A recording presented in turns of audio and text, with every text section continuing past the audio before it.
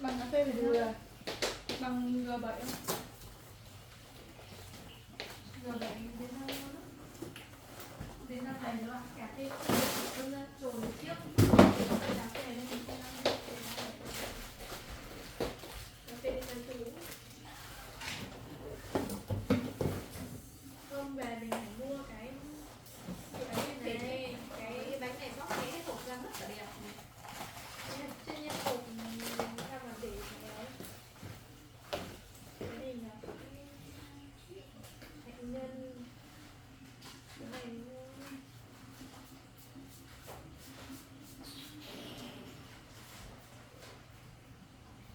đây này, về Việt Nam phải mua cái này đây nha, thì có những ôi bà trai ồ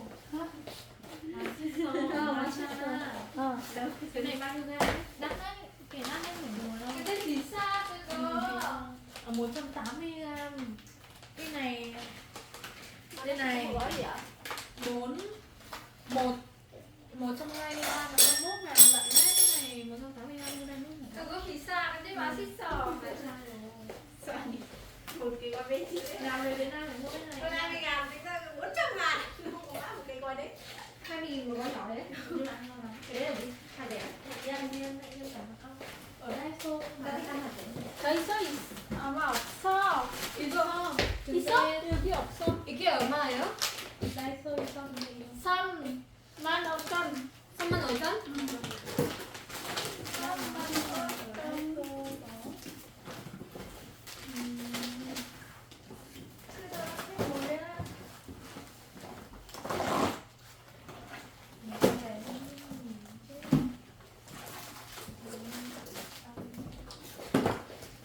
Này chắc là sâm à?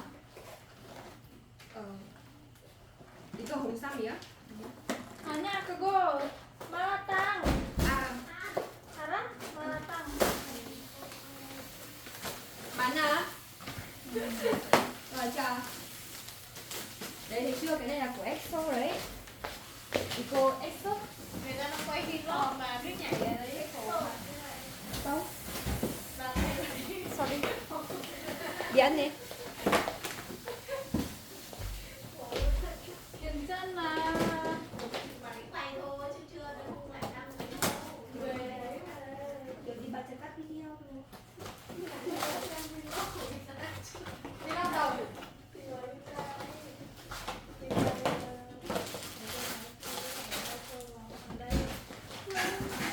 언니 다이소 이거 있어.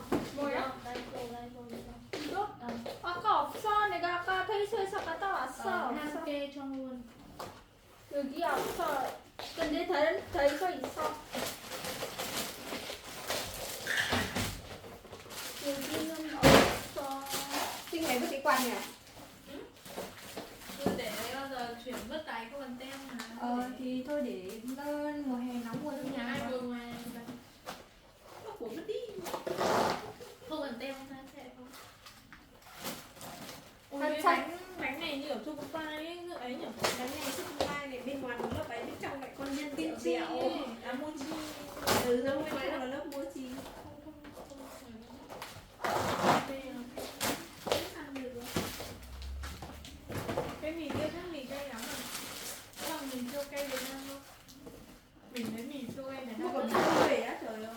Mì kia đặc sản đấy, đấy đặc sản ở Hàn. Nhưng mà mình lấy mì siêu cay Việt Nam rất là siêu Hàn.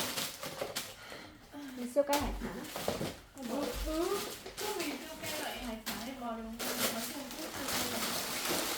Đấy, thấy chưa? Cái rong biển này về mình cũng sẽ mua, nhưng mà mình không mua cái loại kia, mình mua cái Rồi nhà chỉ còn 3 chị em thôi. 이거 한옥강 샀어? 나만 강에서 샀어. 오늘 몇 시 어디 자? Nó rất muốn sao? Sáng nay không thể nào ngủ được tại vì Sao mà ngủ được? 비행기 자 되잖아. Nên máy bay mệt mệt ngủ không ngon nhưng mà tỉnh táo thì ngủ không ngon đâu. con đang làm gì đấy? Cái gì á? Chị về thì nhớ chưa? Em lên anh khách cho chị rồi này. Hạnh nhân Mua cả đấy. sữa mềm nữa luôn, trời ơi. Sữa gì vậy? À, sữa chuối. chuối. Sao mọi người năm nay em uống thế không bình thường? Chị phải mua cái và đông tẩm hạnh nhân kia. Hạt dẻ ngon à? Cái đấy ngon ấy nhiều. Ăn được á? Ăn thôi. Hạt rẻ sao mà nó hạt rẻ Việt Nam đầy. 이거 어떡해? 안 돼? Một vali đồ ăn. Tính ra có nhiều mấy đâu. Mấy Tí nữa mẹ gọi nha. Bye bye. bánh ấy.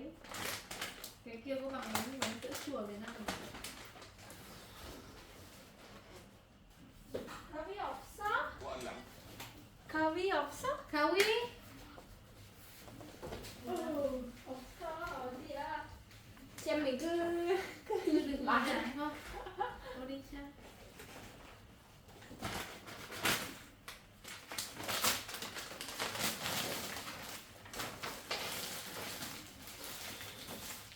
Bốn mươi 6 cân mà chắc là 46 cân.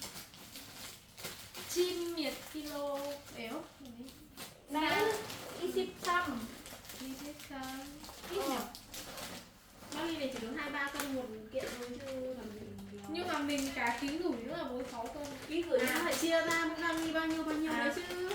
Bọn nó mua lại lý được 46 còn mua bình thường là chỉ được 33 thôi. Ký gửi là 23, khách tay 10. Cái kẹo này ngon lắm hả? Không, nhìn có vẻ nó xốp nhiều bánh gạo Việt Nam ấy. Vậy cái này đợi về nó khác hết đâu. Không. Thôi, chẳng mua bánh kẹo đâu ở Việt Nam đây. Cái gì đặc sản thôi, cái gì đặc sản thôi. Về khách ít rong biển. Với cả sâm với cả mỹ phẩm luôn.